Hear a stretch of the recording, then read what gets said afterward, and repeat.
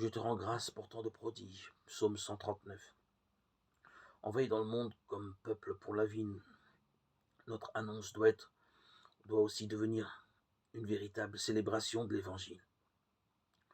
Plus encore, cette célébration avec la puissance évocatrice de ses gestes, de ses symboles qu'elle nous enseigne, est appelée à devenir le lieu propre et significatif de la transmission de la beauté, de la grandeur de l'Évangile qui nous a été donné, de la parole transmise à tous ceux qui ont cru.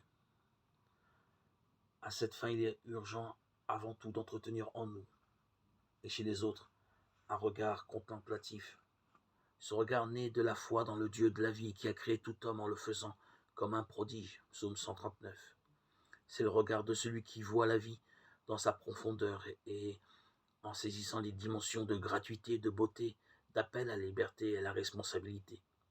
C'est le regard de celui qui ne prétend pas se faire le maître de la réalité, mais qui l'accueille comme un don, découvrant en toute chose le reflet du Créateur, et en toute personne son image vivante. Genèse 1, 27.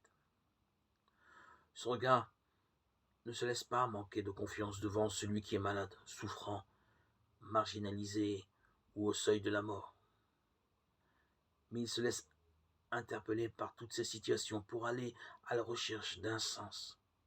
Et en ces occasions, il est disposé à percevoir dans le visage de toute personne une invitation à la rencontre, au dialogue, à la solidarité.